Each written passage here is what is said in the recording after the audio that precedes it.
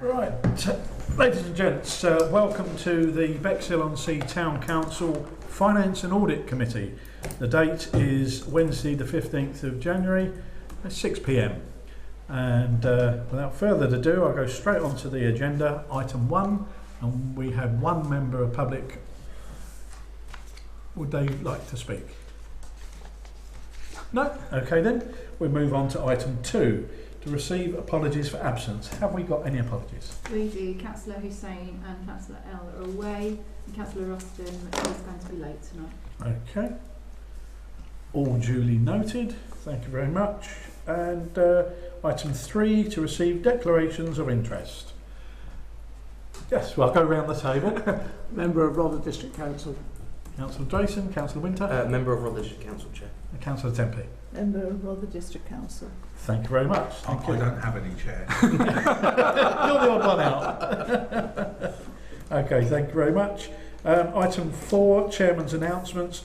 There are no announcements from the Chair. The eagle-eye of you would realise that the Chair is not here, and so as Deputy, I've stepped in his place. So I think he could at least send us a postcard.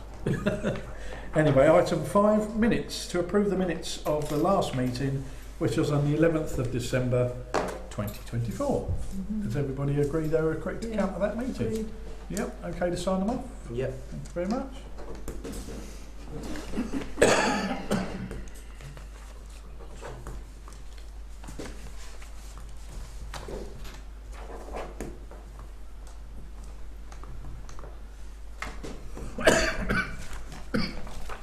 There we go. Thank you. Item 6 on the agenda, governance and accountability. 6A refers to approve the bank and sign the reconciliations as of November 2024. That's Appendix B in your pack. Anybody wish to make any comments? No. Am I okay to sign them off? Yeah. Yeah. Okay, thank you very much. I'll just show you the balances, so that's the balance of that one. Okay. So do sign first line. Have we got anyone here to the second person? Yeah, I'll do the You'll do second the as second, well. yeah. Okay.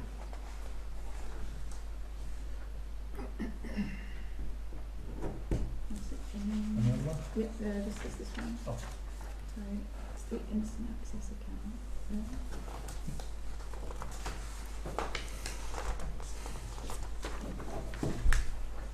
And we have the bond, which has got 150 in it, which we submitted there. And then we're going to do Bear with me a minute because there's a few from November that we didn't sign. Okay, so we've got 582 783 97, 582 783 97.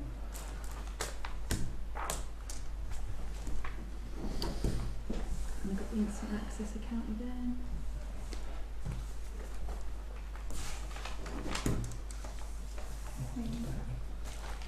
That is all from lovely, thank you. Okay. Councillor Wilson. I didn't have any observations on the accuracy of them, but I've just got a couple of comments to make, if I may, Yes, on the sir. balance sheet. I'm very concerned that we've got over £1 million sitting in the accounts, and we only have 150,000 of that in savings. When we have general reserves of 275,000 in an earmarked reserve, I'd like to understand the logic why the savings bond isn't the same amount for general reserves. In other words, we should put more to one side. We know we've got a lot coming down the track, but general reserves isn't earmarked reserves, and we've got the potential of losing potentially 3, 4, 5% on £125,000 at the moment. It was my motion back in September to put some money to one side, and I think we're in the position where we should review that and put some more money to one side because we are losing income on behalf of our residents. And I would like to suggest that we invest somewhere another £125,000 so our current assets equals the same as the general reserve that we have. It seems that we're Sounds wasting money. logical. Anybody else want to comment on that? Seems logical. It's logical. Any other comments? Unless there's some bizarre reason why not. I will just ask the clerk whether there's some bizarre reason why we can't do that. It might be tricky because you are using your general reserve. So if you look at the income and expenditure report when we get to it, you'll see that some items are overspent, such as the videoing of meetings and other bits and bobs. So we are drawing on the general reserve to cover any overspend. That's what happens at the end of the year. So it might be best to wait until the 1st of April to see what you've got left at the end then, and to see what's allocated, and then maybe pick a value then when we know once the financial year's over, potentially. I don't want to tie it all up and then you need to use it, because then we will have to draw from somewhere else, which isn't really appropriate if we've earmarked it for a specific project. And if we whip it back out again, we may very well be penalised. Yeah, it's a difficult time. I'd probably say wait till the April meeting, and then we could have a look then. But it's up to you. If you feel strongly, then it's absolutely your decision. Councillor Drayson. That is even more logical. I don't have any issue with that as a principle, but I'm just raising it as an issue now because we're not far off the end of the year, and otherwise we'll suddenly get to May, June, and we'll be around in December again, and we'll have lost the potential. So maybe the motion is that we review the balance between investments and general reserves as at April. Okay. That sounds like a fairly good motion there. Would anyone like to second that? Councillor Drayson seconds that. All those in favour, please raise your hands. That's carried unanimously. Good. And secondly, I noticed that there isn't an earmarked reserve for After Dark, which we've also agreed a 3-year, but there is for the Bexhill Carnival. So I don't know where the After Dark is going to be paid for, but there is an earmarked reserve. And it says for Bexhill Carnival 24 to 26, and we've agreed the same for After Dark. So I would suggest that there should be an earmarked reserve for that as well. Okay. There be clerical reason for that? Absolutely. I've been waiting for the finance officers to start work. So if you remember at the last meeting, I said we're not up to date yet with all of the finance updates on our software system. So you'll see today we're up to date on the keying of the invoices, but we're not up to date on the final touches. So but I'm not in a rush for those because they just need to be done by the end of the financial year. Okay. So they're in our workflow, and then we'll get to them as we prioritise the statutory stuff first, and then those bits will come later. Okay, thank you. Any other further questions before I move on? Okay then. Item 6C is to note the budget and reserves position. That's basically what we've been dealing with here. If you see the item on there regarding allotments and amenities and Christmas lights, has anyone got any comments regarding Appendix C? Sorry, I just, Chair, I think that's item C, is it? Are you just doing the budget? It is Appendix C, is it? Yes, 6B. Yeah, okay. Appendix C. Can I just ask the clerk, because it looks fine to me, but are there any alarm bells going in her brain, or are we quite in a good position? Okay, pass that to the clerk. Yeah, we put the alarm bells in the report that accompanies it. Yeah. So the things that we put in there are the things that we're saying to you. They're the things that we need to look at, such as the streaming budget. Yeah.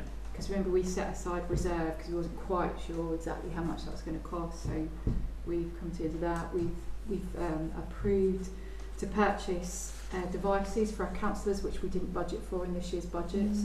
So again, we see we're using our general reserve quite a lot throughout the year. Yeah. So that's something that we've got to consider for future risk. So if we set a budget at the beginning of the year, and then halfway through the year we're spending our general reserve on strategic decisions that we hadn't thought of, we just need to think about that general reserve and how we're chipping away at it. So we've put that in that accompanying report. Yeah. Otherwise, like, on the whole, it looks good. Okay, on the whole, there's just a couple of things. I mean, it's summarised at the end 5, just to note the financial position. And I think Councillor Wilson's highlighted a couple of issues there that we've been made aware of as we go forward the next couple of months. Could I sorry. Councillor Timpe. Yeah, I'm sure that we were told this before, but I can't actually quite remember. Who is doing the notice boards maintenance, which is currently got a budget of 8.7? Is it an external company, or who's doing it? I will pass to the clerk because I don't have the company's details. I don't have them in front of me. We don't have any in-house maintenance staff. So No. the council at the moment get quotes for, so that's the sanding down and revarnishing of the notice boards, and their amenities committee manage that on like a project Oh, okay. over different years. So because we've got so many, we can't do them all in one go. So we pick out based on their condition and do them one at a time. So the ones nearest the sea, for example, Yeah. be done quicker. Okay, thank you. Any further pointers? Okay, I'll move on. Item 6C to approve the BACS payments, January 2025. We'll have a quick look through them. They are mostly usual items that we've seen appear before.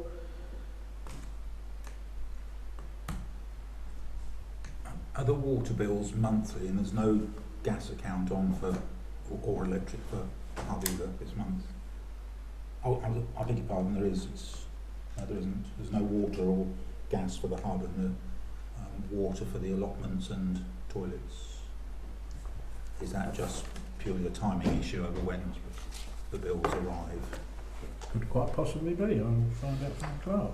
Yeah, so the agenda for this meeting has to go out a week before. Yeah. So if the It's a invoices timing are issue. received in between the agenda going out, then we can't have them on. No. Okay. Any further questions? Everybody happy to move on? And want to vote on this? Doing that correctly? Yeah. Could I have a somebody to thank you, Councillor Drayson, and a seconder for that, and all those in favour, please raise your hands. That's all carried unanimously. Thank you very much.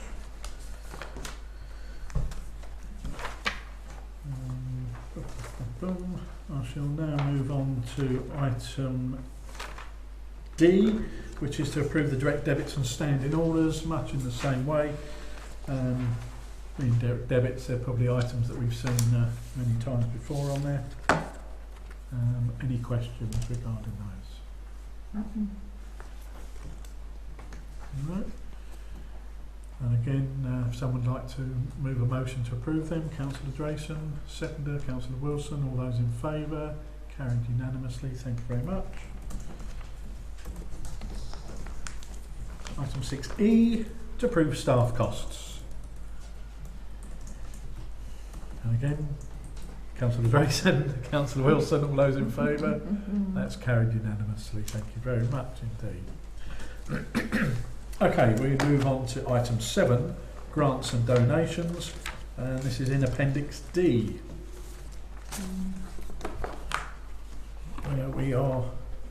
The report is put forward in front of us here, and we have 3 items that have been put for our consideration.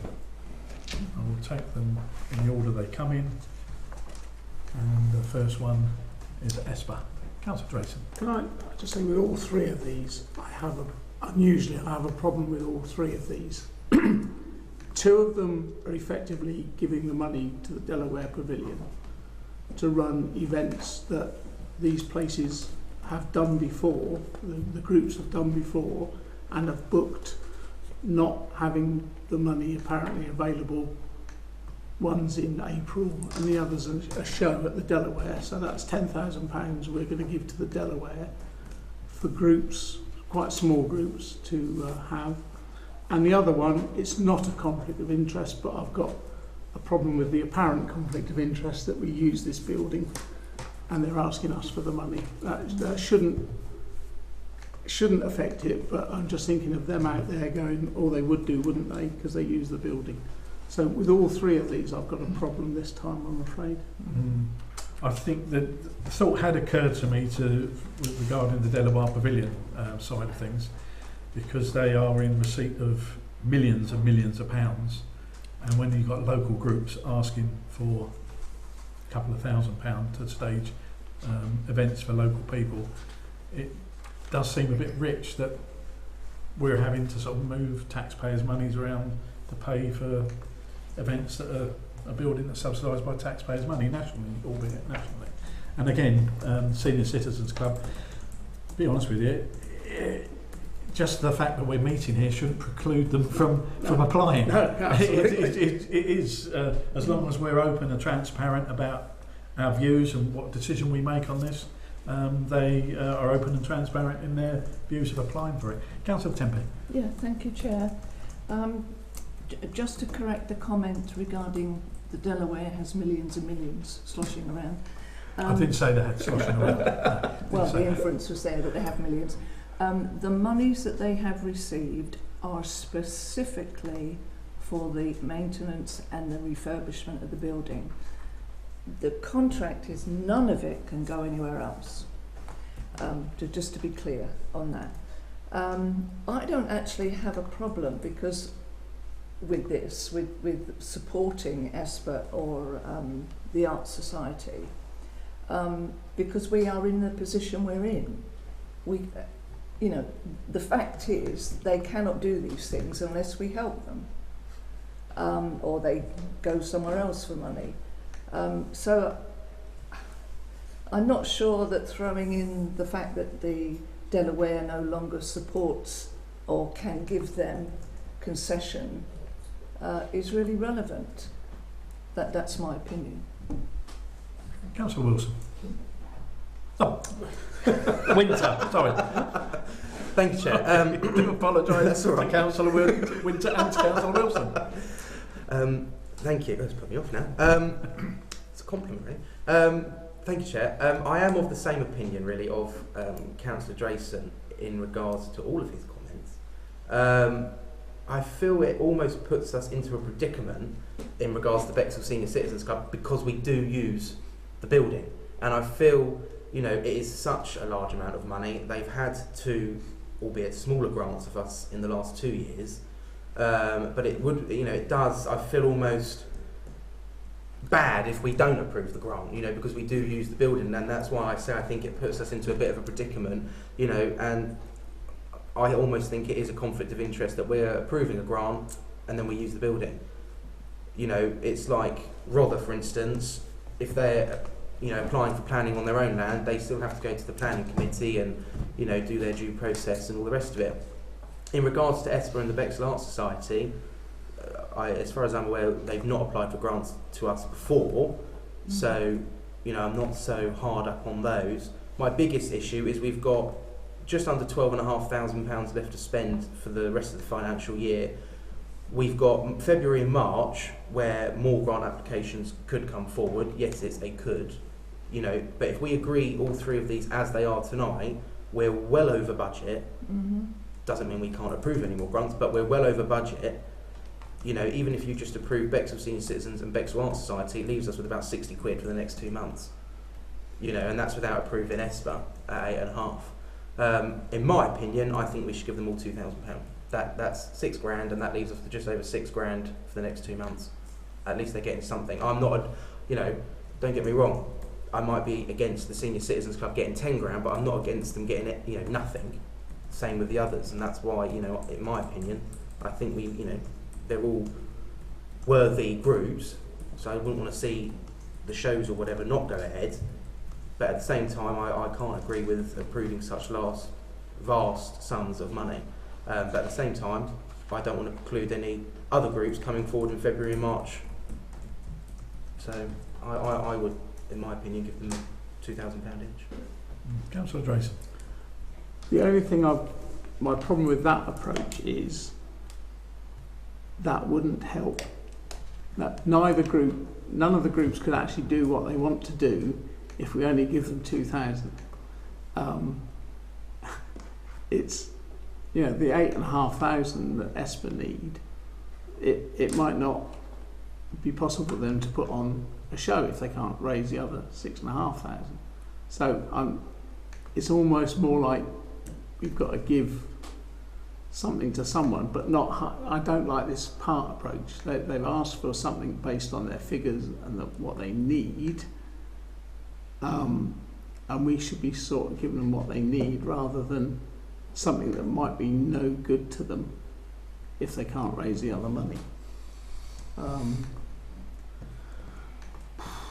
And when we talk about February and March, we're talking about only up to £1,000, aren't we? It's the two monthly figures, but it still comes off this budget. So what what you could do is approve ESPA and approve the Art Society, which leaves you then with the ability to agree the couple of grand or whatever in the beginning of the year. That's another, you know. I mean, that's a practical solution, but It leaves us. are we dodging the bullet by saying, well, actually, Yeah. the Senior Citizens Club could reapply after May? When the budget is reset, they could reapply in April. But we can't say they get it, because it would still be a decision for April and or May.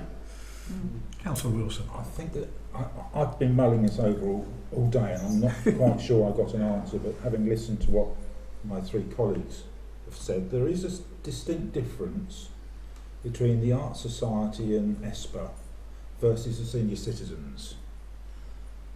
The Art Society and ESPA are connected with actually putting an event on, as opposed to a maintenance on a building.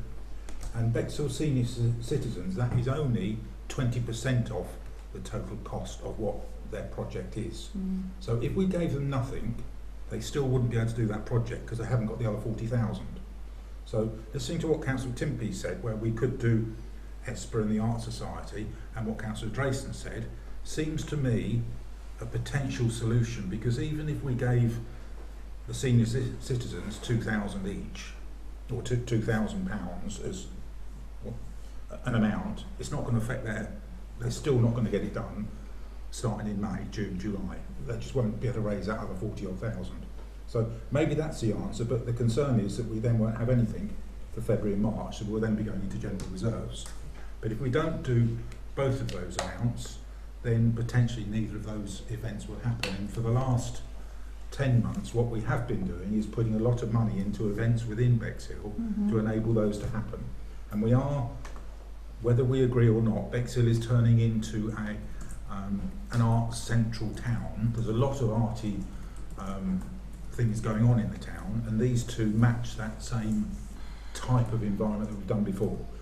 I had a quick glance at ESPA, and some of the costs are quite exceptional, at nearly £1,400 to hire the microphone. Is there a way that we could potentially, we have microphones that we bought when it was a town forum and that was handed over to the town council. Is it worth investigating that to save some money off their 8,500? Otherwise, I don't actually have that much of an issue of using 6,000 from general reserves and talking to senior citizens and say, apply after May. Councillor Drayson. I was going to second that motion. That's sort of grown out of our conversation. Okay. I've actually, you're on ESPA, aren't you? You're going through it stage by stage anyway. You only introduced ESPA. Yeah. So I would move that we pay the grant for ESPA. Okay. I think the chair's going to do it in 3 Councillor Oh, I Tempe, were you about to say something? We're doing ESPA first. Yes, yeah. Okay. Okay, so we put ESPA to the vote to accept their request for 8,500. So having said that, that's only out of 20,000 their total project, so they won't be able to achieve that if we grant the 8.5. Just people are aware of that. I was wrong what I said earlier, because it says how much funding you're applying, 8.5, total project 20,000. So if we gave that 8.5, they still wouldn't be able to achieve what they need to achieve, because they'll be 11,500 short. Yeah.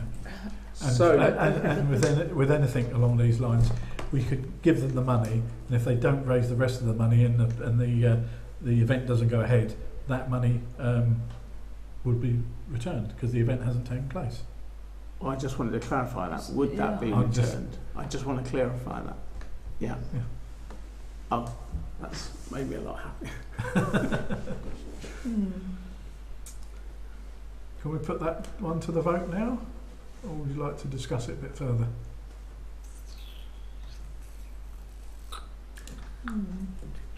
I'm still uneasy, Chair, with agreeing, just talking about such a... I take your point, because budget-wise, we're going to use all the budget up. Yeah. But we haven't got the remit No. to get money from elsewhere. And we can't assume that people are going to apply in February and March, I know. But, and ESPA could have applied earlier on in the financial year. But, and I'll declare an interest as an advisory committee member on 18 hours. We gave 18 hours money, yes, over 3 years I think it is. But that was only £3,000. I stand corrected if that's not correct. No, it was 3. And this is 8.5, and this is a private event as far as I'm aware. Is it a private event, whereas 18 hours is open to the public, so over 3 years they're actually getting £9,000. ESPA are actually only getting 8.5 for a private event that's not open to the public. That sort of stands. However, that's not one of our criteria. No, it's not. But I'm just thinking broader for the entirety of Bexhill. Sorry, Chair. Yes. Councillor Timpe. I would say that the performance of Wizard of the Oz, that's the performance, isn't it? Yeah. Would be open to the public. That's what I'm saying. I don't know if it is. Is it open to the Well, public, or is I'm it sure just for it'll be ESPA open to It's not going fans? to be at the Delaware and But not it be won't open be- for the public. It won't be Oh, a right, I don't know, public that's what I was event in the same as 18 hours 18 hours. after dark. No, is no, it? But And it supports the it'll businesses. be open to the public to buy you know. tickets. Yeah, absolutely. So it won't be a free event like 18 18 hours. hours. Yeah, it's not. Which supports That's- businesses Well, and tourism and That's the only difference. But Okay, so have we got to some sort of decision on this? Could I just make a comment first, Yeah. Chair? I think we're getting a bit hung up on the fact that we need to leave some money for January, February, March, whatever. It doesn't actually matter, does it? If we've spent our monies that we've put aside, that's what we have decided to do, and you simply then say that the grants are closed for this financial year. The point is we have 42,000 and it's up to us just to actually give it out to the people who might be applying. So I think that's a bit of a red herring the way I see it. We are charged with looking at and approving 42 grand's worth of grants. It doesn't say that you have to leave something left until the end of the financial year. No, does it? it's You this- wanted, you could have the opportunity to give all the 42 grand to one thing. Exactly. So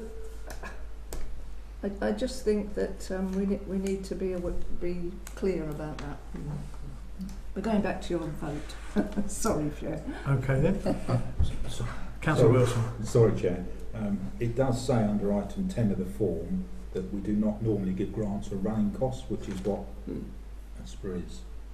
Which, to be fair, is also what a lot of our grants are at the moment. They're general running costs. And I see that so often where we give grants to organisations who then make some money and then distribute it through their own network of organisations that they support through their fundraising. So we give money out and then that organisation then gives money on to other organisations in charitable donations. So I think this form probably needs to have a little bit of a review at some point as well. But it just worries me because it's only 8 out of the 20,000 they need, and they'll probably find the 12,000 from charging the children £30 a time for being involved in it and £6 something per session they go to. So they've got income, but it just worries me that they'll come back next year and ask for another 8,500, and the following year another 8,500, where for events like the carnival and 18 hours that has made a big impact outside on the streets rather than just in the Delaware, we've only given a 3,000 or 5,000, and this is an awful lot of money, and it does concern me that we're giving that much money for an organisation that it doesn't fit right with me. It's great, but I think your point regarding running costs are for the organisational running costs. These are event, so I don't think they fit that criteria. They're specific events that the organisation is running. So I think that's why it's got through that sort of hoop, so to speak. With regards to the the situation that we're in with the Delaware Pavilion and the local groups being charged to use that, in the brave new world of devolution, you never know. We might run the Delaware Pavilion and we can say to these groups, yes, you can use it, you can use it. Yeah. But I'll wake up now. Councillor Drayson. Oh dear. I'm very taken by the fact, and I'm going to withdraw my motion at that. I'm very taken with the fact that 18 hours is 9,000 over 3 years. The carnival is 9,000 over 3 years, and yet here is one event that's costing them 20,000, but they want 8,500 for. So I'm back to my original concern when I said I've got concerns about that much money for one event that they've seemed to have booked without having the money. You know, book the event and then try and raise the money. I think most of these organisations work like that because they have to get the event out there and drum up interest for it. But you're leaning more towards Councillor Winter's proposal then. I mean, sorry, Chair. I mean, ESPA is a private company, isn't it? Limited private company. Yes, I believe so. Yeah. Not-for-profit organisation. Okay. Can We're we, just looking at their accounts. is anyone going to put forward a motion to get through this one on ESPA? Yeah, Councillor Drayson. Well, it's going to be linked with the Art Society one, which would be to give them half of what they're asking for, which would be 4,250. But then when we get to the Bexhill Arts Society, that would also be half, so that would be 1,150. And the answer still to the senior citizens would be Well, let's take later, but ESPA I would suggest half of that. Okay, so we have a motion 4,250 to put forward 4,250 as a grant to ESPA. Is anyone going to second that motion? No, that's fine. Okay, right. So that To me. the bidding's out there now. Oh dear. Yeah, it's an opposite. Come up with a camel like.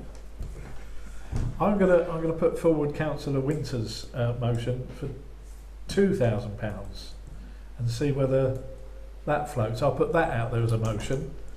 Is anyone willing to second that? Can you clarify This that is that's for just for ESPA or For ESPA, just for ESPA. I'm just talking about ESPA. Well, as soon as I said it, I'll best second it, to be fair. So we put that to the vote then. That ESPA receives £2,000. Could I speak on that?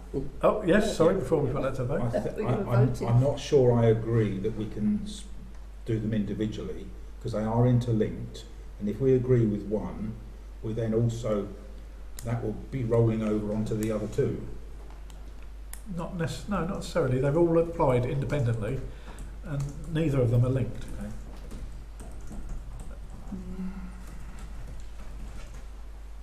I mean, what links them together is the small pot of money that's they're going to come from. Yeah. Yeah. What we've got left. So can I put that? I've got a motion put forward there for £2,000 for ESPA, seconded by Councillor Winter. All those in favour, please raise your hands. And that's 3. All those against? 1, 2, and that's carried. Thank you very much. So ESPA received £2,000. Okay, we then move on to the next item on there, which is the Bexhill Senior Citizens Club. They've asked for £10,000.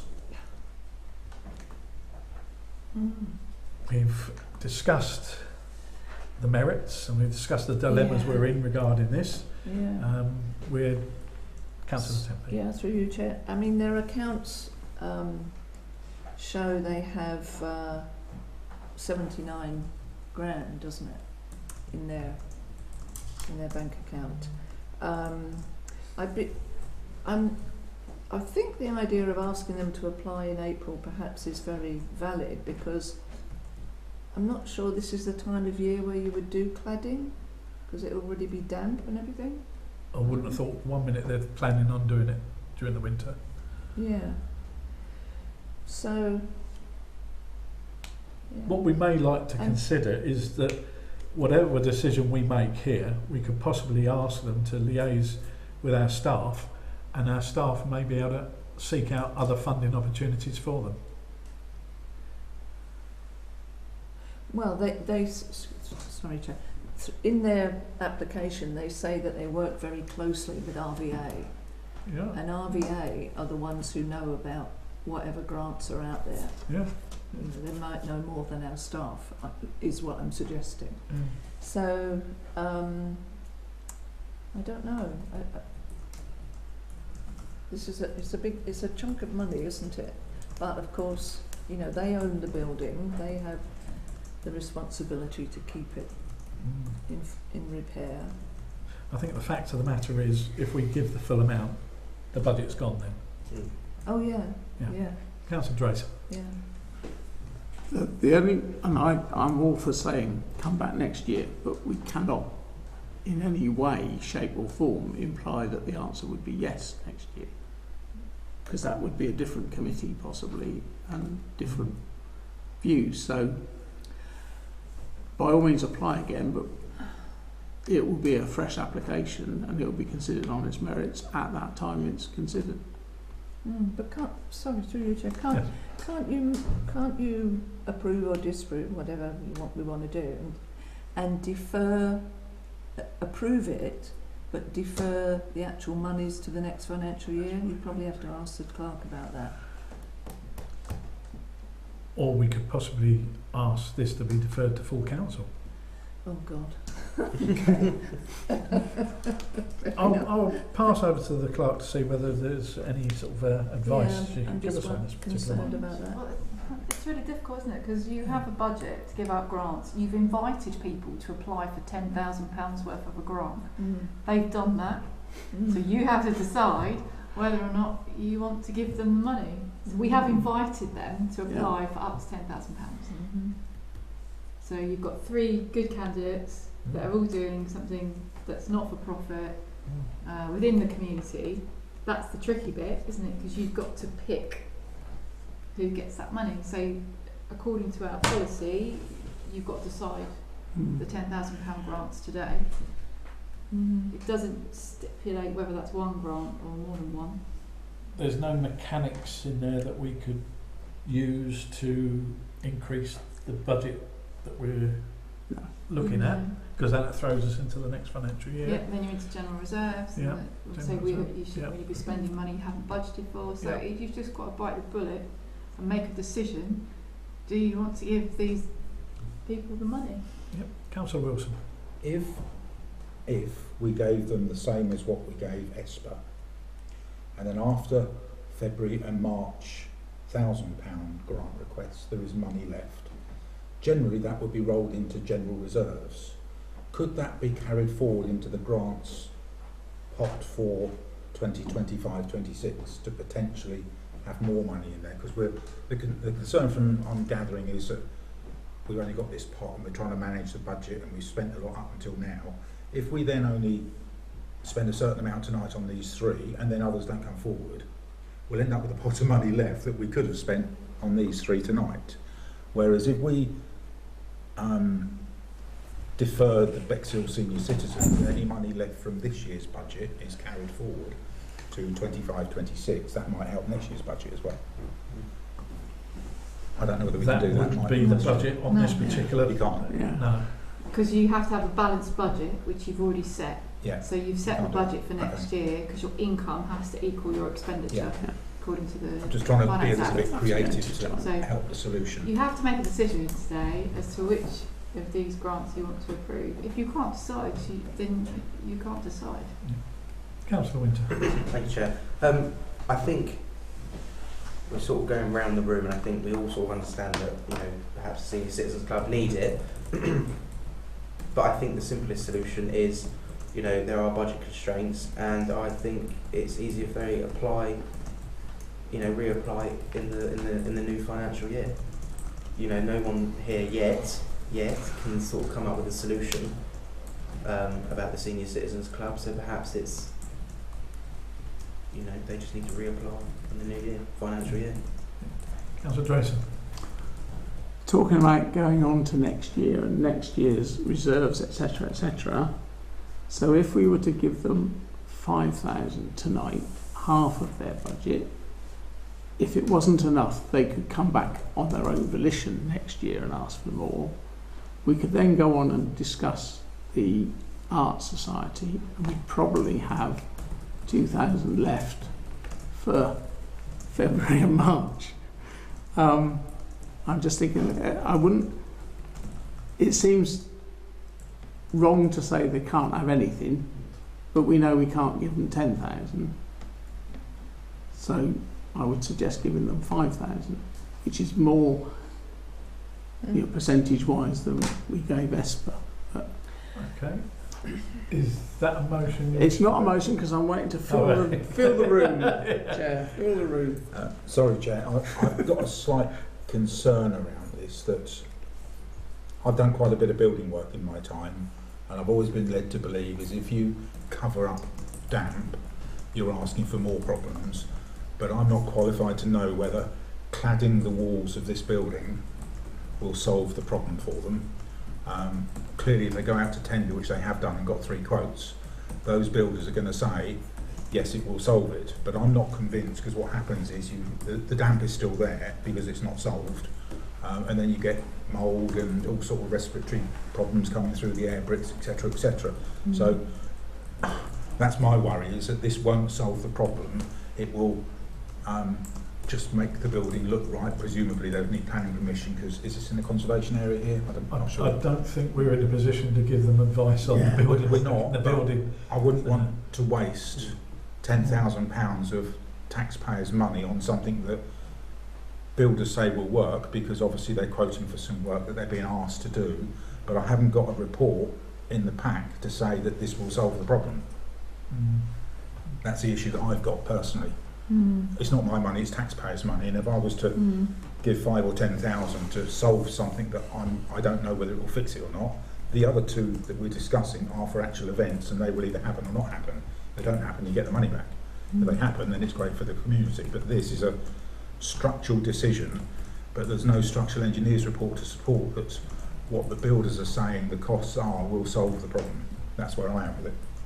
You could almost say to the other events then, we're not too sure whether that event's going to sell tickets or you'll get your money back on it. It's different because it's a physical building rather than an event. An event It's would either, infrastructure. that's the word, infrastructure. And I'm not. I've lived in buildings where it's got damp, and I've always been told that a building's got to breathe. And if you clad a building, all that will do is hold everything in. And if it's a damp building already, then that will make it even worse. That's my understanding, but I'm not qualified because I'm not a structural engineer, and there wasn't a structural engineer's report. Councillor Winter.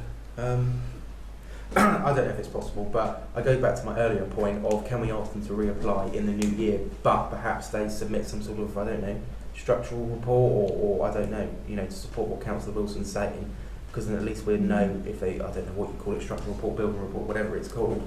If we had that, then we'd know, okay, giving them the 10 grand, 5 grand, 2 grand, whatever, would help solve the issue. Currently we're sort of shooting in the blind at the moment. We could give them the 10 grand, they get the 50 grand for the total of the project, and the building's riddled with mould still. But if they resubmit in the new financial year with some sort of structural building report, then we'd know full stop. I would support that if I could see a paragraph from a qualified structural engineer that said cladding this building will solve the issue. Forget the values, because the values are behind the builders' quotations, but if I could see something from a structural engineer, and I support giving them time to provide that and putting it forward to next year. Yeah. Councillor Drayson. Totally agree with that. I'd like to propose that as a motion, please, Chair. Okay, to report back to the Bexhill senior citizens and request a surveyor's report pending our decision on this particular grant application. No, I think we've got to say no tonight First, and then invite them to reapply in the new civic year with details of structure. With a proceed report from a structural engineer confirming that the cladding will solve the damp issues. Okay. Did you get the gist of that one? Can you read it back to us? Bexhill Senior Citizens Club shall not be given any grant funds. They shall be asked to apply in the new financial year and provide a structural engineer report with evidence that the damp issue will be addressed. And that was proposed by Councillor Wilson, seconded by Councillor Winter. All those in favour, please raise your hands. That's carried unanimously. Thank you very much. And now we go on to the Bexhill Art Society. They are asking for £2,303. Details of which are all in the pack there. Would anyone like to touch on that or put forward a suggestion?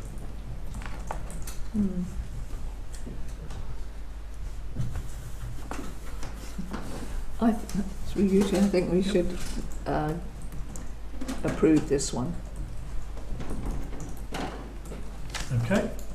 Has anyone any further comments regarding that, or shall I put that to the vote? We've had a proposal to approve it. Is there anyone going to be seconding that proposal?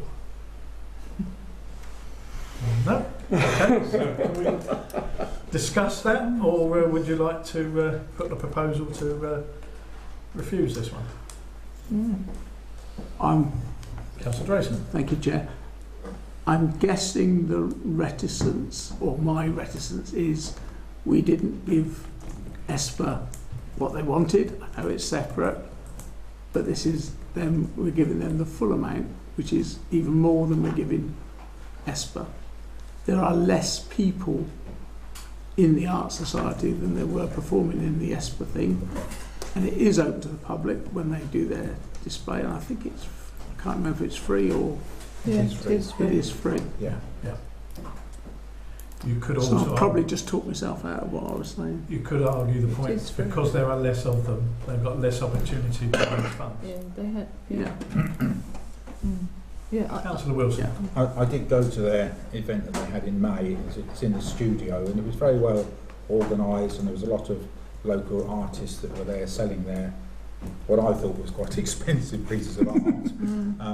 But it is a very small organisation, and I think, as you say, Chair, that means there's less impact for people for them to get more money to cover it. My issue is, when I was there, I think the numbers were something like 120 people arrived there on the day to look at the show, if that's the right phrase. Yet they meet in St Augustine's Church Hall. Why can't they use St Augustine's Church Hall and not use the Delaware, and see whether there's more people locally to that at a lesser cost? So they don't have to have it in the studio. There's not a lot of passing trade from people walking past down there, because people go into the Delaware and there's one A board there. It's advertised on social media, but there weren't that many people that were there. It's a great little art society, but I tend to think that if we've only given 2,000 out of 8,000 to give it all, doesn't quite seem right. I think we should support it, but maybe a conversation to inquire why they don't have it in St Augustine's Hall, because it would be more economic for them. At least try it for a year and see whether it works just as well there or not as well, and then go back to the Delaware afterwards if it doesn't work as well. Okay, Councillor Drayson. Following on that, how would it affect our grant if we were to give them, for example, 1,500 quid towards hiring the Delaware, but then actually they decided that the 1,500 quid wasn't enough, and they then booked St Augustine's? Would they technically have to give it back to us because they hadn't used the Delaware and they'd used somewhere else? Convoluted, I know. I'd be very surprised if they do change the venue at this short notice, because they've already booked it. And the St Augustine's will already be booked up with other events as well, I would have thought. Don't know. We'll start the Dutch auction then, Chair, and I'll see Councillor Timpe's full amount and say £1,500. Okay. Have we got a seconder for £1,500? Councillor Winter seconding that. Could I make a potential amendment to that motion by suggesting we do 2,000, which is then only a few £100 short of what they're after, and it's the same as ESPA? Would you consider amending the motion to 2,000? Which is what I said about 25 minutes ago. Would you consider amending that? Otherwise, do your motion. Yes, of course, Councillor Wilson. Okay. If I'm reading the room correctly. Chair, may I change my motion to suggest that we pay a grant of £2,000 to the Bexhill Artist Society? Have you a seconder for that motion? Oh, Councillor Winter's going My to second motion's that. been stolen twice tonight. Okay then, we've got the motion, £2,000. All those in favour, please raise your hands. Thank you very much. That's carried unanimously. Thank you. Can I say, All Chair, great ideas stolen. I think the debates we've just had as councillors were very, very good, and we've come up with the right decisions as a group of councillors. So I'm very pleased with that. Thank you very much. Moving on now through the agenda, we are now up to item 8. Just to note that the landlord is not in agreement to any proposed changes to the first floor in the council home. So he's pointed out that he doesn't like the idea that we had to convert it into an office. However, what I would say, that doesn't seem to be a problem. And I honestly think that we should be putting this on hold pending any issues that arise out of devolution, because we might not want to be spending money in an office and an area that we might not be staying in. So I will put it out there to everybody. Yeah, thank you, Chair. When I read this, my initial reaction was, how does that affect the clerk's staffing arrangements, and how is it going to impact? Because no matter what we all think about devolution, it's not going to happen in 25. So I'm asking the clerk, can you continue to work and produce the same amount of results that we require within the offices that you have with this sort of refusal? Yeah, I'll pass on to the clerk, see whether it's operationally functional. Yeah, just a bit concerned. There's two questions there. Can we produce the results that the committees want? We can't, because we don't have enough resources right now to do it. So we are always on the back foot. But to house the number of staff we currently have, we're fine. So we're fine, but we don't have enough staff to do the things that we've got to do. So that's kind of a double-edged question, isn't it? Oh, so we're the politicians. So we've got one more desk space left, which is we're recruiting the marketing and communications officer. So I've got room to put them downstairs, but of course we are all in an open plan office, and it's tricky. And we know that we don't have enough staff to deliver the things the council wants to do. But I take your point about devolution, and perhaps there'll be things coming down the line now that will affect that. There are other venues available, there'll be other things that will happen in the next 2 years. We haven't changed our staffing FTE very much in the past 2 years, and we don't have a strategy set or any other things coming down the line to increase the resources.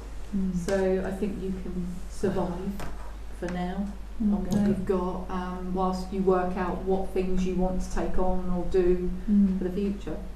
So could I just ask where the rangers are going to be housed? These rangers that you're having? They'll be out working So they have on the no- streets. They'll be out playing graffiti and doing those things. We have a staff room at the office so they can come and have their lunch, and they can use a toilet, and there's kettle and stuff. So they're totally taken care of. Councillor Wilson. I think I'm right. We've got a get-out clause of the lease in January 2026. Possibly, is it January? Which is 5 years after we took it out. I think There is a get-out clause somewhere. it was 5 years after, which I think is in January 2026. I am very disappointed in a landlord that he's not, or she's not, whoever they are, flexible enough, because declaring a pecuniary interest as a commercial landlord myself, I always work with my tenants to ensure that they are happy in the building. The likelihood is that we will move from there. If he'd been or she'd been flexible, we could have stayed there for even longer and had it as a satellite setup. Depends on what happens.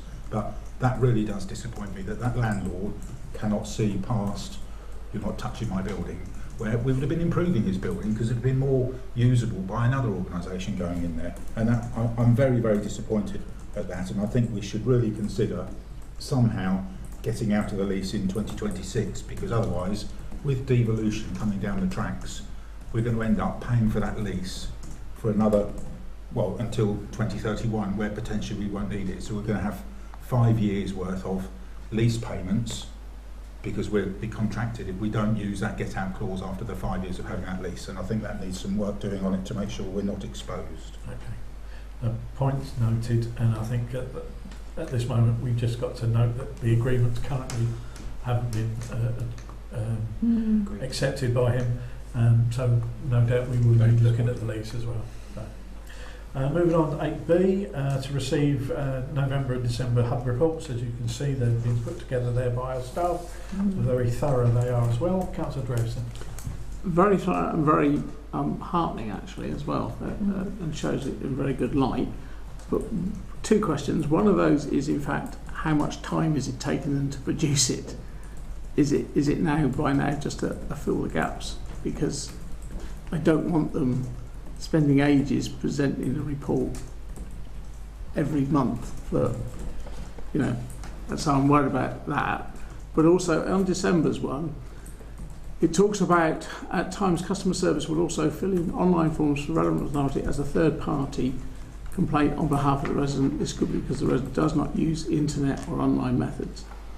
I would love to get to the stage eventually where this council, either in those offices or somehow, funded somebody who could actually help people online. I was talking to somebody this week who helps a person who doesn't have a mobile phone, isn't online, isn't on that, has to bank in Hastings, has to take a taxi and wait the taxi 40 quid to go to the bank every time. And if our staff can help people, I know it talks about complaints for other residents, but if our staff can help people, I think that should be applauded. And I'd like to thank, because I think they do anyway, help people. And I think that's really good. And I'd love to get a position where that's one of the services we provide, perhaps. No doubt that's something the clerk has noted, and we'll look at the feasibility of that. Any other comments regarding the hub? Just an observation, I think it's turned the corner in the last 12 months, because when residents used to go in there, they would ask a lot of questions that were not related to Bexhill-on-Sea Town Council. If you look at the November one, 114 out of 170 related to the Town Council. So that has to be down to the education that the team in the hub have been giving residents to direct them, and therefore they're not coming back. So that should actually just be all Bexhill-on-Sea Town Council. So it's heading in the right direction significantly. So I'm heartened, but I like Councillor Drayson, it must take time to do this report. I wonder. I think the data is captured on an ongoing basis, so the data capture isn't that much, and the actual report that's produced. 10 minutes. Every time somebody leaves, comes into the hub, we record their details and we record all this information. And at the end of the month, we put it together in a report. 10, 15 minutes. It's all there. It's all on a spreadsheet. Well, thank you, because it's a very good report. Designed for this purpose, so at any time when you ask us for this information, we can very quickly get our hands on it. What, even between meetings? I'll try that. Yeah. Thank you. Very, very interesting. I'll move on then to the item 9, community infrastructure levy. To note, £36,032.99 received in total for 24-25, and that remains unallocated. I have a proposal. We look as if we're likely to have parks and gardens moved to us, or elements of parks and gardens, and so my proposal is, rather than have it unallocated, we ring fence that for future parks and gardens projects. Have I got anyone wishes to discuss that before we go? Should we possibly then discuss B before we discuss A? Because won't B affect the amount that's in A? The £5,000 that the amenities want to take from SIL would surely mean there's only 31,000 unallocated. Unless some of those accessibility projects are in parks and gardens, I suppose. Yeah, I just think I take the point. It will reduce the amount going into. Yeah, it will reduce the level from the amount that's unallocated. Councillor Wilson. Having raised the question about 18 months ago when I was on finance before about finance taking complete control of SIL funds, I was advised that under the terms of reference, the decision on what to spend it on isn't down to the finance committee. It's down to what used to be, I can't remember the name of the committee as it was, but it's one of the other committees that we have, that because they are in contact with residents and finance committee don't manage how the money is spent. It's for the committees to ask for that to be ring fenced. So I don't think that we've got the power to actually decide on what that will be ring fenced for. That's for the other committees to decide that. That's my understanding. That's when I asked that before, and that's what the answer was given then. I think we've got the power to put a proposal forward towards that committee, but I'll No, ask. you changed the terms of reference in May. So the SIL funding was removed. It used to be under the climate committee, then it was moved somewhere else. I can't remember which one, which I can put it in the minutes for the next meeting if you want to raise it for question. But it was specifically changed in the terms of reference for the working party because they didn't want the SIL money to be decided by that committee. So SIL funds at the moment is sitting as a reserve because no committee is responsible for allocating the SIL funds. Okay. Councillor Drayson. If no committee is, does that mean it rests with full council still? Yeah. Okay. So you're the audit committee. You so make the recommendations. So section B is for us to. It's a good idea, and we would pass that to full council. Yeah. So in fact, A is quite right, and then we're only noting, and we're not suggesting anything. We are just noting this 36,000. Okay. So what will happen? So that will go to full council now. The unallocated. Yeah, so as the audit committee, your job is to oversee the reserves. So your role is to look at the reserves and see, is that reasonable? Would you be happy if that £5,000 was set aside for accessibility projects? Or can you foresee other projects that are coming that might need to be covered by the SIL money? Are you happy that that's an infrastructure project that meets those sort of criteria? So what you're doing is you're always giving it some sort of oversight to make sure you're saying to full council, yes, that looks okay, or actually we're not convinced, but it's not your decision at the end of the day. That's where you're going. Okay. So it's not for us to decide. So duly noted then on 9A. 9B. Now I've got a little bit confused now. We're going to consider the amenities committee's request to ring fence. So we consider this and pass it up to full council then. Yeah. I'm just trying to find the terms of reference to read it back to you, but it'll take me a little while. But carry on. Yeah. So let's discuss the notion of ring fencing £5,000 of SIL money towards future accessibility projects. Councillor Drayson.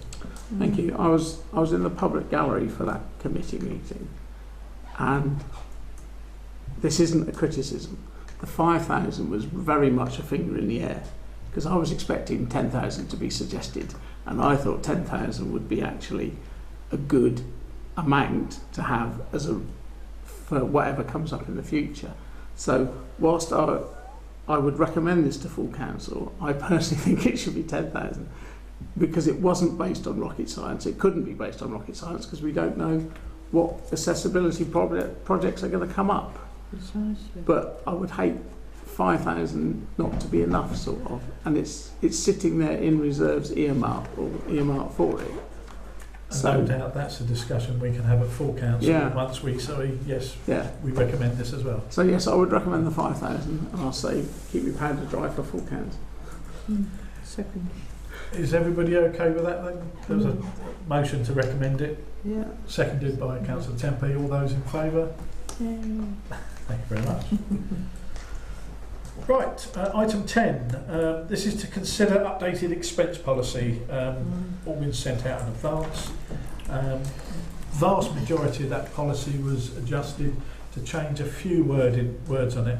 It was a policy that was adopted when we first were formed, and the then town clerk had only put the words town clerk in and not staff. And so we've made some clerical amendments to it to to bring up to date, basically. Councillor Drayson.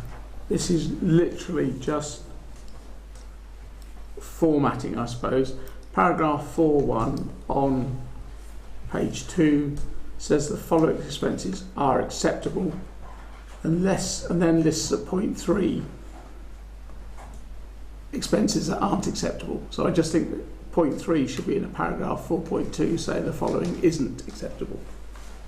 It's literally in presentation. Okay, that has been noted. Any other comments, Councillor Wilson? Just to say that generally you would expect all committee members, a member of the committee that has a policy for approval that will then go to full council to support it. I'd just like to clarify, I won't support this because I don't agree with it. I didn't agree with it when it was at the last meeting. I don't agree with it now. I think it's, I should say it again, I think we are being very picky on printer ink not being reimbursed, and for me to have to drive 6.5, 7 miles just to pick up a pack of paperwork doesn't fit our climate responsibilities that full council are due for. And when you look at other town and some parish councils, councillors are given a sum of money every year for being a town councillor or parish councillor.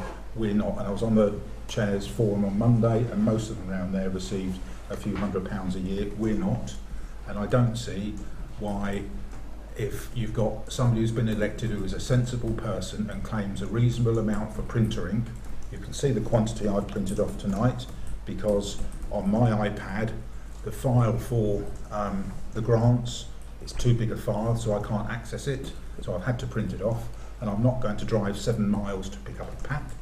And I think we are being very picky, and I think it is dissuading of councillors to stand, and with devolution coming forward, I cannot believe that if there were more than 4 people that were at the last finance meeting, that would be agreed at full council. So I will state here and now I will object to it, and at full council if it's passed, because I think we're being very picky with the amount of money we spend on things to argue over an £18 printer ink cartridge for a councillor, when we have to be realistic. I've claimed some for the mayoral printer ink, but I've never claimed any for my councillor stuff. The issue being you can't prove how much it's costing. And I think that can be managed through a different route, and I think we've made a mountain out of a molehill just to go through this process.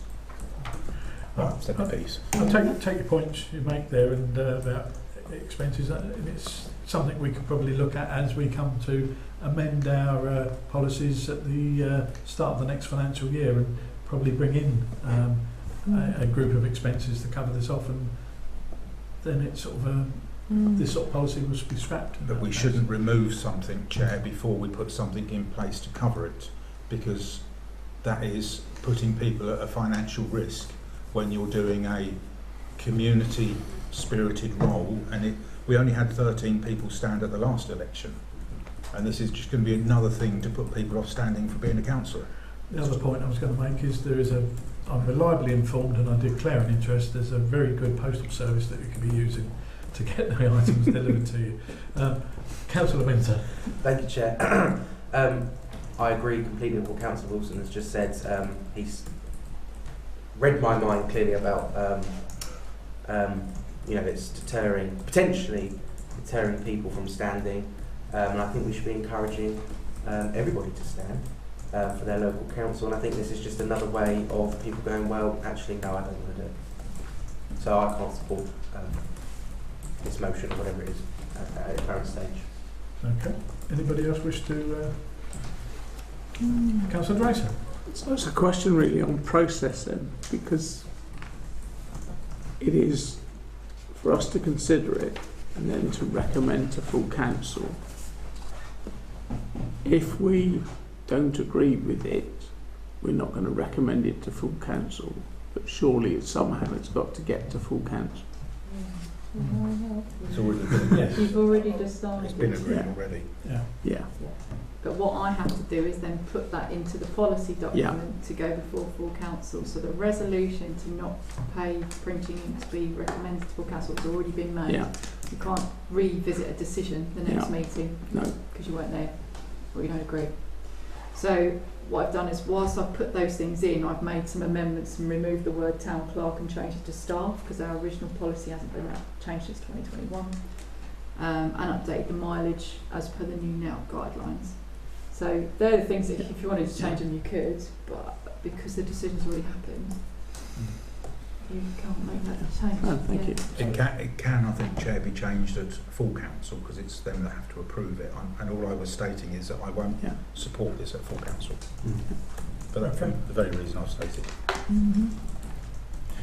Okay, so we are here to consider. 10B. Do we have to approve this for full council? Yeah, so you Yeah. recommend. So I'll put it out there as I'm Councillor Drayson. I was going to say. Oh, sorry. I thought you wanted to say something. Anticipate. I'll put it out there that this committee approves it full council. Councillor Drayson seconded that. I'll put it to the vote. All those in favour, please raise your hands. And that's 2. And all those against, please raise your hands. That's 2. And all those abstaining is 1. I've got the casting vote, so that makes 3. That is in favour, and that goes through. Thank you very much. Okay, moving on to item 10, 10B. This is another policy to approve the recommendation to full council, the preventing sexual harassment policy to ensure compliance with new preventative duty that was introduced in October 2024. It is what it is. Does anyone wish to say anything before we go through with this? Councillor Drayson, are you raising your hand to second it or to? No, to talk. Councillor Drayson. A couple of things. Paragraph 4, responsibilities. No, actually. It just to me that the town council, members of the town council should also be doing what it says that managers with the council have additional duty, because we should be fostering an inclusive respect. We should be doing, perhaps it is only move foster an inclusive respect up 1 to all members of the town council. I just think members of the town council should be fostering that environment as well, not just managers within the staff. I will find out whether this is a bespoke policy that was put in place or whether it's one that's been an out policy that we're adopting, is it? It's come from our HR provider. Yeah.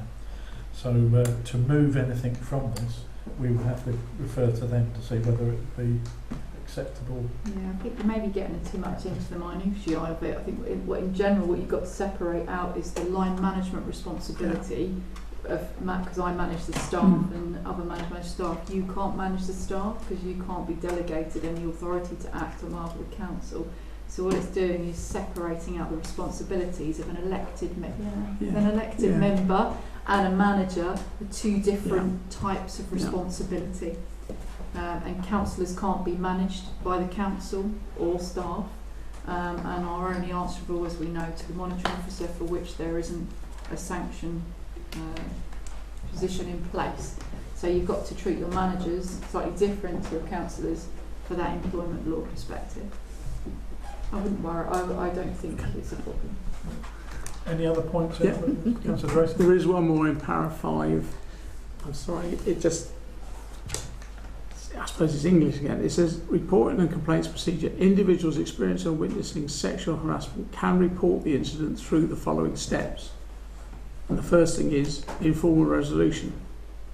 That's not saying what that individual experiencing or witnessing, how they're going to report it. Sort of the informal resolution, the formal complaint bit comes after they've reported it. So I'm not sure what that individual is, who that individual is reporting it to, because it doesn't have a system of reporting. So the first step is that we encourage people to raise it with the person that has said to them something that might, and that's an if. So if you see the word if, so we would encourage that if anybody feels that it's appropriate that they could mention it at the time, if they feel comfortable that they would do that. We are not telling them to do that. So what we're suggesting is, before you report it to anyone, if you feel comfortable, You say if you don't feel comfortable, you don't say it at the time, and you make your formal complaint in part 2. I see what you mean, and I can sort of see that there. There's a couple of words missing, but I accept. Yeah, I see what you mean there, because you're not necessarily importing the informal resolution, because if you're comfortable, you've sorted it, or you've then gone to a formal one. So yeah, it's grammar and English and how I read it. That's fine. Sorry. Okay, so I propose we adopt the Councillor Wilson. I've got 2 questions or observations. 6.2, a decision we've made within 30 working days where possible, and the complainant respondent is informed of the outcome. It doesn't follow on that 6.1, it's the town clerk. It doesn't say who's made the decision. It's an assumption that the town clerk makes the decision. I'm not sure I agree with that. We've got an HR subcommittee that, should they not be involved in it?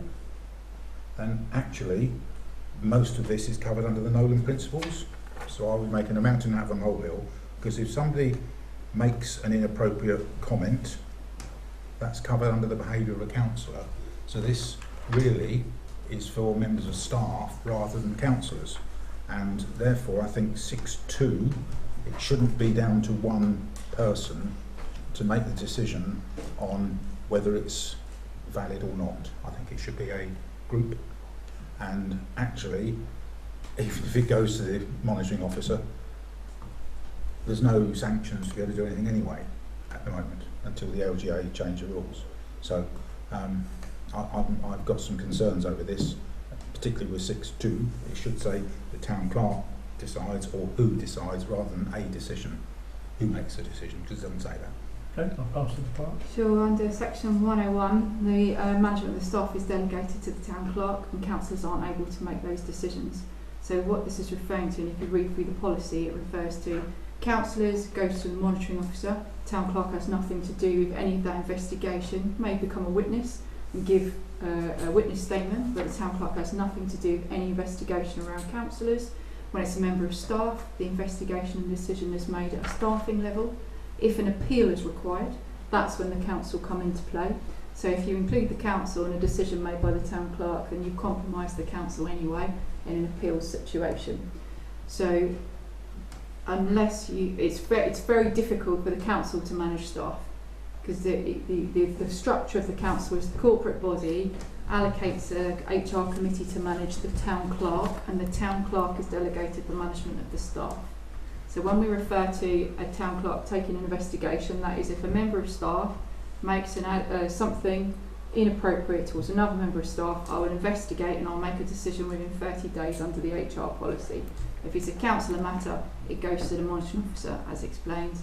We've talked about all these Nolan principles, etc. before, which kind of refers back to your if they feel comfortable, because and the first point you said, because councillors should always adhere to those standards. There's no that it's expected that councillors adhere to them 100% of the time. So I'm really comfortable with the way it's worded from a staffing point of view, because I think 30 days is standard from an HR perspective to have an investigation about another member of staff and to make a decision. If that member of staff disagrees with that decision, the council already has an appeals process in place, and then they would follow that.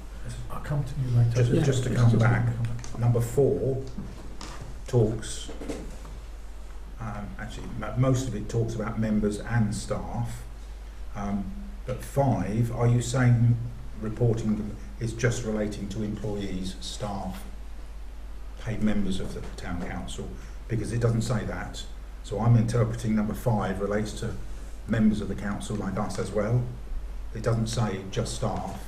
Yeah, I'd expect but anybody that has any incident of sexual harassment to report to me immediately, because we cannot accept this sort of behaviour. So I'd expect anyone to say it. Then if it's a councillor matter, I will refer it over to the monitoring officer. If somebody doesn't feel comfortable because it's a member that is being accused, they don't have to send it to me. They can just go direct to the monitoring officer. So I think what you've got to understand, this is a policy to give you guidance, so you're protecting your members of staff and your other members against inappropriate behaviour. So try not to get too into the minutiae of who's going to say what. Those laws already exist. The monitoring officer code of conduct, the standards already exist. What you're doing here is you're reinforcing to members of the council and staff and public and contractors and everybody that you won't accept any inappropriate behaviour, and if there is any, come straight to me. If someone doesn't feel comfortable doing it, sending it to me, we know that in our HR complaints policies there are further processes that can be followed. Okay, Councillor Drayson.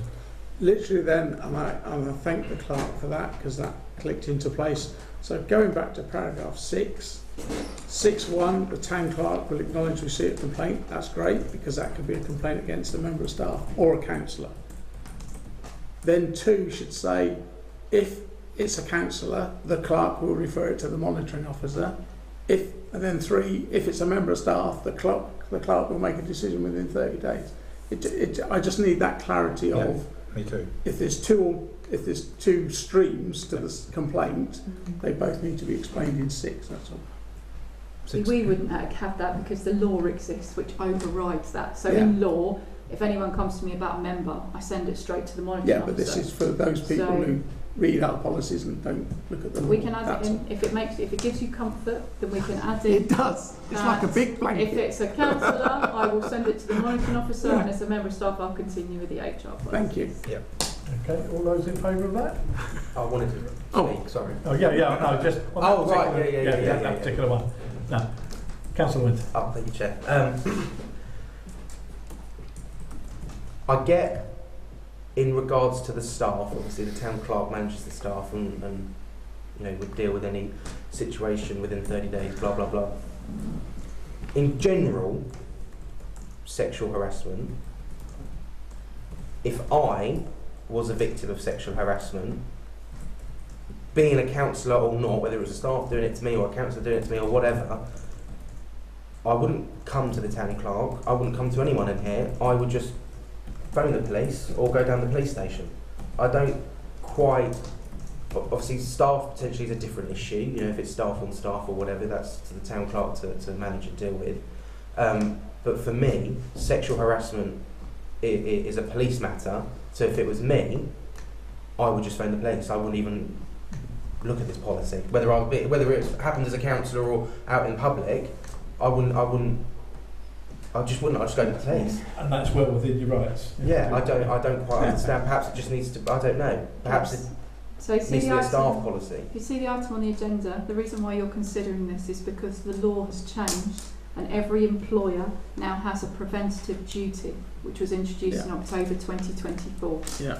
So every employer must have a specific policy in place to explain what it would do in these situations. So personally, whatever anybody wants to do with the police is down to them, but in law right now, you must have a policy in place that says what you will do as a preventative duty to try and stop this from occurring. Okay, so it's completely separate to what you might do if it happens to you. What we're saying to our employees, contractors and anyone involved with us, if this happens to you whilst you're in our care, this is what will happen. Separately, the rest of that is legal, and that's a different process, but you now have a preventative duty that was introduced in October last year, and that's why you're adopting this policy. So I do understand that, Chair, but we're not employees. So if you've got an employer's responsibility, that isn't towards us. We're not employees. It's in the workplace. So when you come into the office, just clarifying, you're in our workplace. Okay, So when you come into our office, we expect you to behave at the highest standard. This is at my workplace. When we're at meetings, I expect you to behave at the highest standard, that there are no comments that are made in any reference with regards to any sexual harassment. So what you have a duty to do is provide a policy that says within our environment, so this applies to contractors, visitors, members of the public that come into the hub, it applies to everybody, because you have a duty that when anybody comes into your place of work, that you are trying to prevent sexual harassment from occurring. So I would implore you to adopt this policy, this one, whatever one, just something to protect us, because we're all at risk. We've all suffered from a variety of these sorts of situations, and we don't have a policy, and now you have a legal duty to do it. So we would really appreciate it as staff. I'm sure other members would as well. I'm sure our contractors, Anybody involved with us would like to know that they are being taken seriously and that we are doing something to prevent it from happening. Councillor Minter? Thank you, Chair. Absolutely, completely get that. But surely the policy, obviously, I can't quite get my head around it. You know, nobody can really sort of prevent sexual harassment from happening. If it does happen to anybody, councillor, member of the public, contractor, staff, you know, obviously awful. I can't quite understand how, if I was to be a victim or to do sexual harassment to somebody, obviously councillor on councillor, it would go through the usual process to the monitoring officer.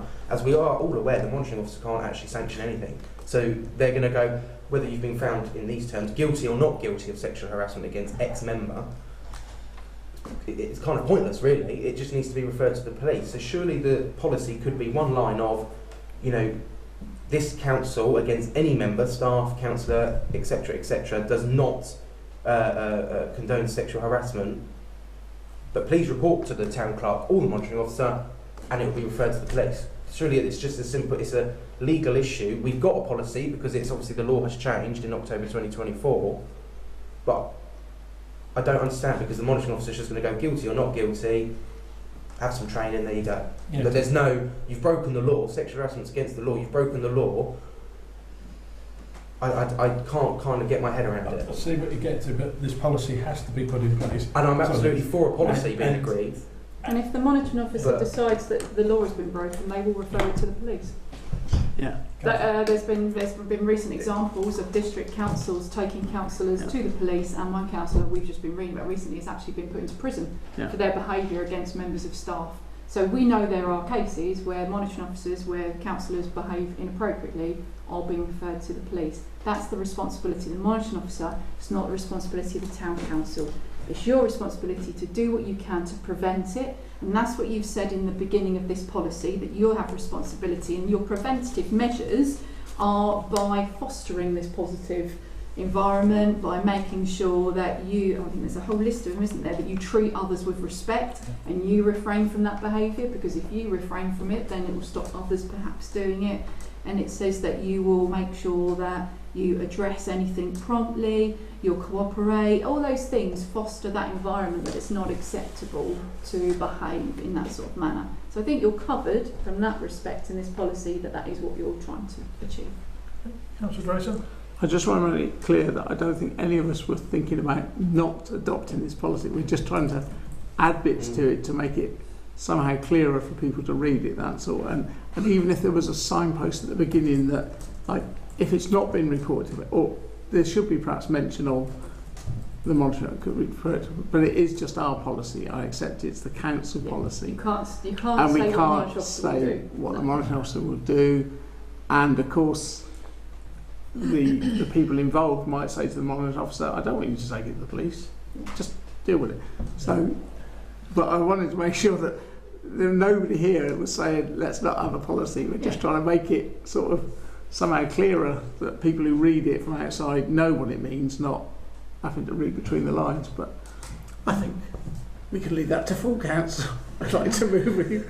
So can I then move that under 6.2 that's enlarged a little bit to say that the councillor's complaints is passed to the monitoring officer somehow, whatever the words are, which is what our clerk said, because it's not very clear to me. A decision we've made, it's not clear there, so that councillors are referred directly to the monitoring officer with no investigation internally, and Clerk deals with the internal. the clerk deals with the internal. If we can fluff that out a little bit, whatever the words are, I'm better with numbers, then I think if we're advised by our HR advisors that we have to put this in because the law changed, then we have to put it in. It does concern me what training we're going to get under item 9, because I don't think we've got a training package yet, and it does worry me that some people may become a little bit excitable and suddenly lots of complaints happening without any training to prevent it. If this is a preventative policy, I'd like to see what training is going to be provided. Because we've got money in our budget for training that we never spend. So we should do something. Have you managed to put some? So I think point 6 will be expanded, confirmed if a councillor will be reported to the monitoring officer, Yeah. and we'll refer it to full council. Councillor Drayson? I just want to make it clear, we should also want to have this policy. Not we're just doing it because we're being told we have to. Yeah. We should want this as well, but I accept it's for compliance purposes. Okay. We shouldn't need to, but we have to. Are we okay to adopt this and approve it for full council? As amended. As amended. As amended. Yeah. Yes. Yeah, I'll put it out there as a motion to Yeah. Councillor Drayson. Second it. All those in favour? That's carried unanimously. Thank you very much. Right, item 11. There are no motions from councillors to discuss at this meeting. So moving on to item 12. This is the NAUC Chief Executive Bulletin regarding devolution and to consider the completion of strengthening and standards and conduct framework consultation and the sector survey within. Quite interesting times ahead of us by all accounts now. And what do we feel? This is the first time anyone on this council has had a chance to have a proper sort of discussion about this. Shall I start? Yeah. I think there are so many unknowns at the moment. It depends on who you talk to still. But I think it's really important that we do complete that survey. But it may be a case that we might end up herding cats, as I used the phrase at the Chairs Forum on Monday, because we are tonight 5 independent people who will probably have 5 different ideas, and to fill in a survey is very difficult. And we are going to be entering into massive change, which will impact us one way or another. But I think it's really important that we start filling in these surveys that are sent to us. And I'm not sure it's right that we could rely upon our clerk to fill in a survey, because she's more than competent at doing it, but we should have the opportunity to debate it before, and then some summaries collated. I followed one of the survey up near the consultation on strengthening the standards and conduct framework for local authorities, and I thought that was, given the experience we had in the first couple of years, it was very worthwhile filling that survey out.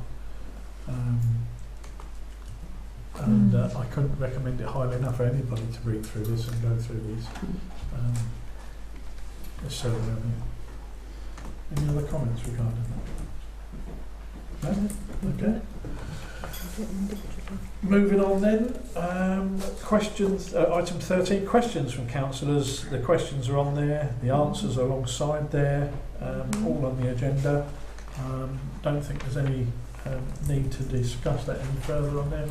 So we'll move on to receiving questions. Have we got any questions to be received for future agenda items? No? Okay then. Item 13D, to consider new risks for future mitigation. And the one that has been placed on there is devolution. They might be thinking, well, what's the risk in that? Well, there's a huge budgetary risk, obviously, because we want to know if anything is going to be devolved down to us, are there funding streams going to come down with it? Otherwise, we could all be driving out of the showroom with a brand new car, but no petrol to go in it. So, Councillor Drayson. It is indeed a risk, but I can't imagine what the mitigation is at this stage. Yeah. It does say future mitigation. I accept that. I think until decisions are made by the minister, there's really nothing for sure yet, is there? I think it pays all of us to scrutinise any of the paperwork that's coming out on this to see what the implications are going to be. Yeah. And also, I'll have to say, I think from the point of view of a town council that is made up solely of independents, it's going to be extremely difficult to fend off the political beasts that are going to come out from the county councils and want to get down into the new strengthened local councils. So I really do feel as independents we've got to be very, very aware of that. Yeah. Councillor Timpe. Yeah, I agree, Chair, and I think that the opportunity for the Town Council with what may or may not, well, let's say may occur, it is phenomenal, because it and also the fact that we have a Town Council, because without it, the residents of Bexhill would have had no representation at all. There wouldn't have been anything. Exactly. So, and it's really brilliant that we're a couple of years in or whatever, but it's getting stronger and stronger, and it will become exceptionally important to Bexhill. Yeah. And so I hear what you're saying about the political, but I possibly believe that their sights might be set a bit higher. Let me just put it that way. Yeah, you never know. It's amazing, isn't it? Because you're quite right. If the Town Council hasn't existed, would have been a heaven knows what people have been thinking with the devolution going on. But the Town Council, when we first were formed, we thought this was the sort of thing that was going to happen automatically with us, and we've had to wait for a national government to say, right, that's going to happen now. I think we've got exciting times ahead of us. Exciting times ahead, put it that way. Or enlightening times, probably. Yeah, Councillor Wilson. I think we're in a very strong position. All the documents are in place, processes-wise. We've got a significant amount of money behind us now. There's some experienced councillors around. And when you look at other areas, Eastbourne and Hastings don't have town councils. What's going to happen to Eastbourne and Hastings? Bexhill will be protected because we will have a local council, that we will be able to unlimited raise precepts to protect people. And I don't think we should be, and one of the risks is that we may have to double our precept, but we will still be charging less than what Battle will charge per Band D person. So it's a risk, but the risk is mitigated that we've got capacity. What I would recommend, and I have done this myself, I've picked on a councillor in West Sussex and in Brighton and Hove on social media and follow them, because what you can do is you don't just get information coming down through one of the structures, you get it through the other two as well, and the information that's coming out from the other two is slightly different to what's coming out through East Sussex. So there's a lot of information to be gained. It's critical that everyone reads everything, which is very difficult for some people because they work and they're very busy, but and the risk is financial for us, but I think that can be mitigated by the ability that we have to finance things if we have to. The potential's huge. All the buildings that there are in Bexhill that are not money making, we will have the opportunity, but from what I can gather, if something makes money at the district council, it's not an automatic route to come to the town council. If it makes money, it's likely to go up the chain. So we have to be aware of that. It all depends what the white paper is eventually going to say and what the unitary authority feel is big enough for them to deal with. Yeah, we've got to wait till probably early April. I was just going to say, well, what we can't do then is what some of us have tended to do, which is, oh, they're dumping it on us. Yeah, guess what? They're doing it with the government's blessing. You're going to have it, whether we like it or not. There will be an element of that, no doubt about it. There will be an element of that. But in my mind, there should be. We should have our hands on everything that there is in Bexhill that moves, that needs cutting, that can be improved. And this is our opportunity, which is what a lot of us that really want to make the town better have been looking forward to be able to do. And this devolution will enable that. Yes, there will be some cost. Yes, there will be some members of the public which won't like it. But those members of the public wouldn't like something anyway, because it's change. And we're going through a massive change process and we need to manage that. And that's one of the risks, is how we manage that change. And I've been through lots of change processes, through work and through life. And it's some people find it harder than others, and we need to almost put a metaphoric arm around people who are struggling with it to educate and help and talk to them, because it will become obvious those that are not able to keep up with the speed of change. We need to work together as a corporate body even stronger than before and support everyone as this comes down the track, is my view. couldn't agree with him more on that. Any other comments before I move on? So item 14 is just the overview of the annual internal control tasks and council, the calendar there. So Councillor Drayson. Yeah, and next month it's standing orders of financial regs, and I know I've mentioned it every year, but can we encourage members to look at it well before that meeting if they've got some suggestions to make? I think during the course of this meeting we've touched on a few items there that you might want to raise. I think that's a very valid point, Councillor Drayson, because last year Councillor Drayson, myself and an ex-councillor went through all of the policies, and really councillors should, in advance of that review, have the opportunity to put questions and things that they want changed. So I think there needs a message, because At the next full council. At the next full council meeting, that all councillors should be able to review them and submit them in advance of that review. Otherwise, it's just a tick box exercise. Would we be able to put that through as a motion from this council to go to full council? To ask all councillors to review the standing orders and policies? And submit questions. So you haven't really got an item on the agenda that you could do that. Save it as a Can we question. put it as a question? What is it you want them to do? You want them to read the book? Well, not to wait send till you we've talked questions, about, yeah, or to you- send, or even you. I mean, it's to raise.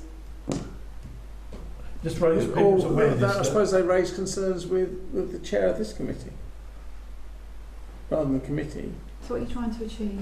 Well, if there's a couple of things there in standing orders that somebody would like us to look at, if they wait until February the 12th, when we've got it, I suppose it's not too late, is it? Because we're reviewing it. And yeah, okay, thank you. Okay. So it's not being looked at until May. So the first review is done by this committee. Defeating me with your logic. Well, delegated Don't you authority. use logic with me. So remember, full council delegated you the responsibility to have a look To at it look first. Yes, Have a thank look at it you. next month. And then you can always make a resolution to then ask councillors in March, Yes, April, yes, to have a yes, look. Because yes. in May we're going to be coming back with them and saying we're adopting these. Well done, Clerk. It was just a tester. It Thanks, is just, Councillor Manning. And I failed. it is just somewhat annoying when last year 3 of us spent hours, 4 including our clerk, reviewing them all, putting some suggestions forward, and then full council went, no, we don't like that. Even members of the own working group voted against their own recommendations. I know. So be careful when I you're know. going a bit. I know. Yeah. So thank you, So let's Chairman. have a review next month. I shall now bring this meeting to a close. Just to point out the date of the next meeting, it's 12th of February, meeting closed. Thank you very much. Thank you, very Chair. much. Thank you. Right, Thank you. Chair.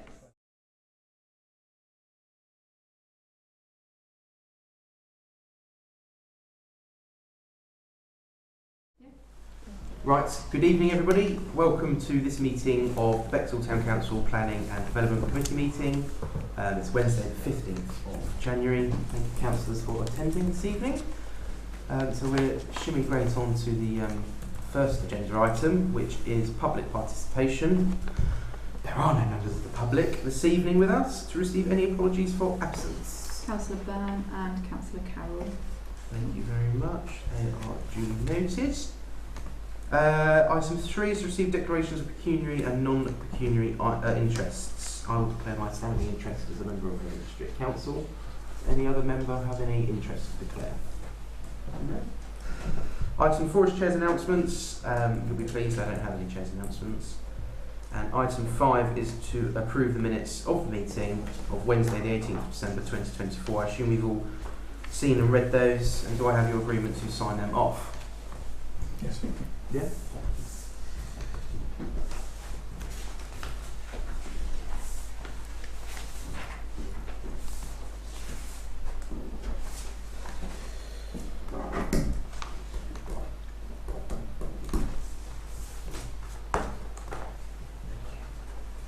Okie dokie.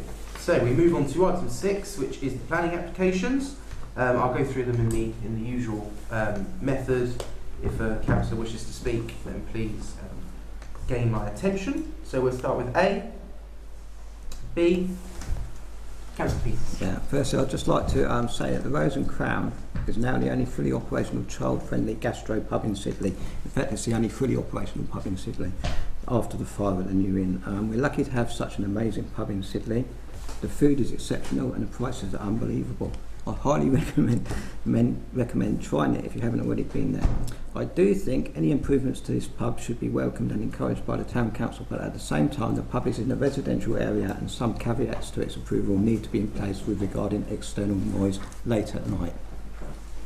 Thank you very much. I would agree with those sentiments. Don't think there's any. Did you want to propose that we send a supportive comment or just a general comment? Just that I'd like a motion or propose that the Bexhill Town Council would fully support the proposed improvements to the Rose and Crown, provided measures were included to minimise late night noise and disruption to the surrounding residential area, or something to that effect. Do I have a second of that motion, Councillor Plim? Thank you. Is there any? Can you repeat that again? Yes, the Bexhill Town Council would fully support the proposed improvements to the Rose and Crown, provided measures were included to minimise late night noise and disruption to the surrounding residential areas. Okay, so we've got a proposal, we've got a seconder. All those in favour of supporting Councillor Peters' motion? Unanimous. Thank you very much. Thank you, Councillor Peters. Thank you. Carrying on with the planning applications, item C, D, E, F, G and H. Okay, that concludes the planning applications. Item 7 on the agenda is planning decisions made by Rotherham Council since the last meeting. I think we've all had a little, there's only 2 of them actually, strangely enough, because they've not really met. So we move on to item 8, which is the neighbourhood plan, and to receive an update. There isn't an update as of yet. I believe we're still waiting for the officer role. Are we, Julie, I think? I can't remember where we are with. Don't know, you had a meeting.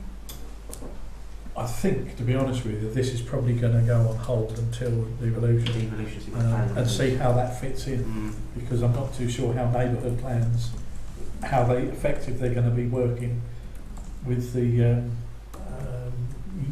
unitary authority. We have to pull together a few interested parties to get on board to put our neighbourhood plan together, and I think to do that would be wise to do it after the white papers come through and we know whether we've been chosen as an area where a new unitary authority is going to come through. And so a slight delay of, we're talking a couple of weeks before we actually go further on this. Councillor Wilson? I completely disagree, I'm afraid. This is our opportunity to protect Bexhill. The neighbourhood plan has been on the Town Council's agenda since May, the very first month when a previous councillor raised it. I then raised it as soon as I became a councillor, which is 18 months ago, and apart from a few members of the public expressing interest through a message that went out and one meeting with Rother, nothing has happened. If we don't put a neighbourhood plan in place, we may have no control, and to wait and wait and wait, if we don't do it now, we'll never do it, because there won't be a need for one, because we won't have any control over our neighbourhood. So we've really got to, if the meeting hasn't happened, make it happen, know what we've got to do, and just start doing it, please, because we have to protect the neighbourhood of Bexhill. And this train, the key's in the engine already, it started. Decisions will be made very, very quickly, and if we just delay it and wait, we won't have a neighbourhood plan. And I think we're in a position where we should start protecting it in accordance with the local plan that Rother have got in place. Pick that up, see if it matches us. I know there's a grant available, apply for the grant, and let's just crack on and do it, because if we delay, we will leave ourselves exposed. And if we don't have a neighbourhood plan, that should be on our risk register for not having a neighbourhood plan. Sorry to disagree, but if we don't do it, that's a risk to us as a town. No, I do agree with those comments. Does anyone have any idea of how we should move forward? Like perhaps we could... I think we'd better arrange a meeting with Julie so then we can see how we go forward with this. Have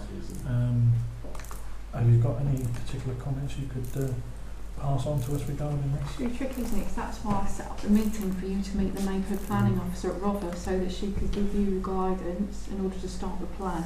Yeah. So I don't think I can tell you anything other than what she's said and what I've said before. You've just got to do it. So you've got to organise a steering group meeting, encourage your members of the public. We've got a few members of the public that have said they're interested. So we can invite them, you advertise the meeting, you call people together, you get yourselves a chair and a minute taker. And once you've galvanised your group of people that are going to write the planning policies for the plan, you then come back to the council and then you ask the council to apply for the grant, and then you start writing your policies.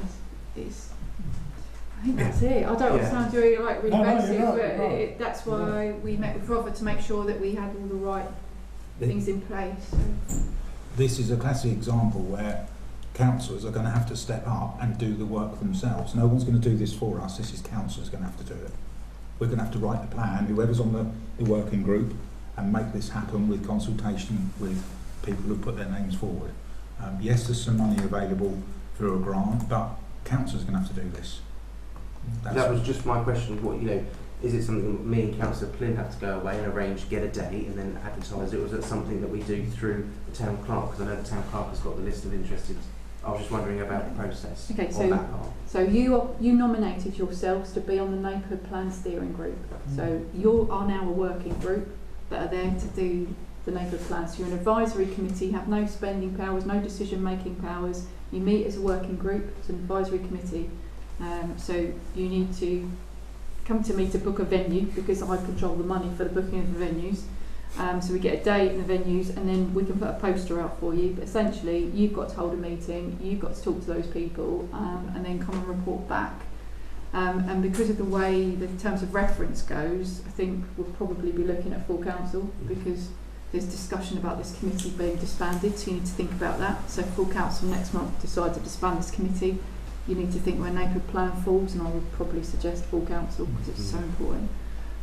So really, the first thing you've got to do is organise a meeting, and I think that's what Julia probably said to you about getting it going. The only way you can get it going is by galvanising the public around you, because you have a look at I send you other parishes, neighbourhood plans and stuff like that. So do some research, see what other parishes have done.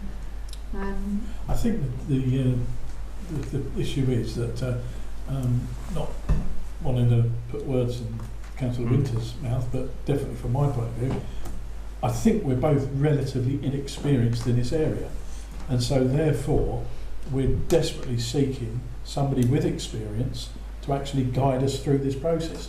The neighbourhood plan process can take several years to develop, and we were sort of hoping that we would get that sort of advice and progress from the person that advised us, but we didn't.